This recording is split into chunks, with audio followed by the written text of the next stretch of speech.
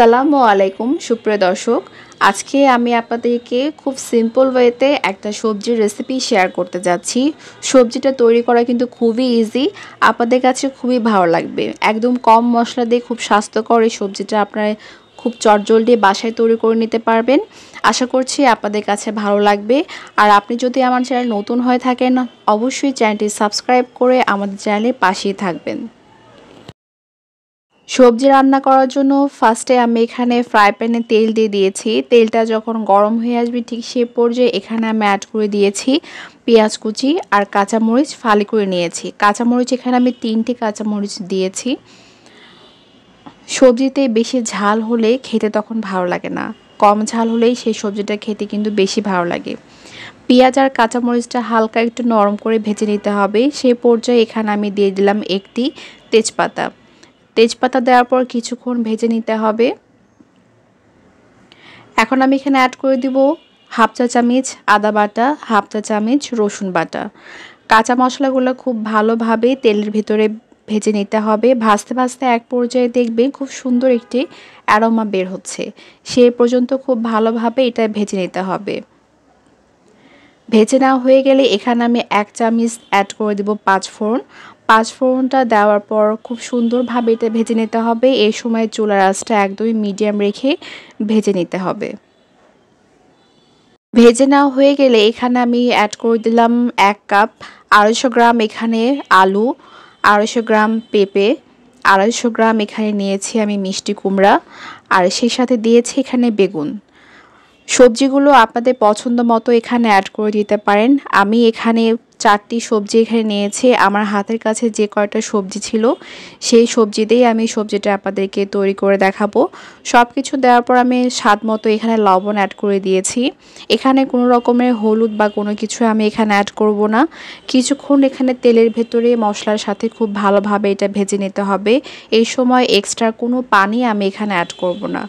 সবজি থেকে যে পানিটা বের হয়েছে সেই পানি দিয়ে কিছুটা কিন্তু সেদ্ধ হয়ে যাবে। এক পর্যায়ে দেখতেই পাচ্ছেন সবজির কালারগুলোও কিন্তু চেঞ্জ হয়ে গেছে। এই সময় কিন্তু সবজি অনেকটা কিন্তু সেদ্ধ হয়ে গেছে, মানে 50% মতো সবজিগুলো সেদ্ধ হয়ে গেছে। আর সবজিগুলো আমি কিভাবে কেটে নিয়েছি সেটা আপনারা দেখেই বুঝতে পেরেছেন। খুব ভালোভাবে আমি এখন এটা 10 মিনিটের মতো তেলের ভেতরেই ভেজে নেব। এটা যত ভালো মতো ভাজবেন তত কিন্তু সবজিটা খেতে আরও বেশি টেস্টফুল হবে। ভাজতে ভাজতে এক পর্যায়ে দেখবেন সবজিটা অনেকটা মাখা মাখা যখন ভাব চলে আসবে, ঠিক সেই পর্যায়ে এখানে আমি অ্যাড করে দেব হাফ কাপ কোকোনাট মিল্ক আর হাফ কাপ লিকুইড মিল্ক এখানে অ্যাড করে দিব। আপনাদের কাছে যদি লিকুইড মিল্ক যদি অ্যাভেলেবল না থাকে তাহলে পাউডার মিল্কও এখানে অ্যাড করে দিতে পারেন। এক্সট্রা আর কোনো রকমের পানি এখানে দিব না। যে মিল্কটা আমি এখানে অ্যাড করে দিলাম সেটা দিয়ে কিন্তু সবজিটা পুরোপুরিভাবে সেদ্ধ হয়ে যাবে। এখন খুব ভালোভাবে এটা সেদ্ধ করে নেওয়ার জন্য আমি ঢাকনা দিয়ে ঢেকে রেখে দিব একদম মিডিয়াম আঁচে।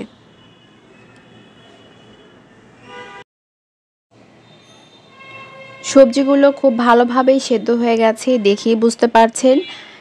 এখানে এক্সট্রা কোনো আমি পানি এখানে অ্যাড করি নাই বা এক্সট্রা কোনো মশলাও এখানে অ্যাড করি নাই। যা মশলা আমি সেটা ফার্স্টেই আপনাদেরকে দেখিয়ে দিয়েছি। খুব সিম্পলভাবে এই সবজিটা তৈরি করা হয়েছে, কিন্তু খেতে কিন্তু অসম্ভব মজাদার। টেস্ট বৃদ্ধির জন্য এখানে আমি হাফ চামচেরও কম এখানে চিনি আমি এখানে অ্যাড করেছি। চিনিটা দিলে সব কিছু ব্যালেন্স করবে, খেতে কিন্তু অসম্ভব মজা হবে।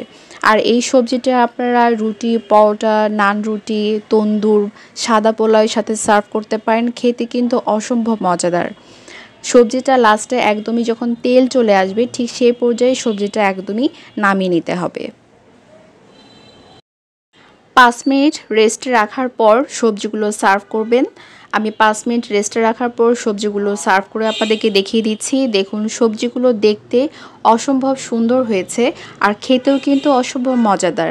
খুব কম মশলা দিয়ে আপনারা ইজিলি এই সবজিটা বাসায় তৈরি করতে পারবেন, খেতে কিন্তু অসম্ভব মজাদার। অবশ্যই একবার হলেও বাসায় ট্রাই করবেন আর আমাকে অবশ্যই কমেন্টে জানাবেন। আশা করছি রেসিপিটা আপনাদের কাছে ভালো লেগেছে। ভালো লাগলে অবশ্যই ফ্রেন্ডস আর ফ্যামিলি মেম্বারদের সাথে শেয়ার করবেন। আমার ফেসবুক পেজেও অবশ্যই আপনারা ফলো আর লাইক দিয়ে রাখবেন। দেখা হবে নেক্সট ভিডিওতে। আল্লাহ হাফেজ।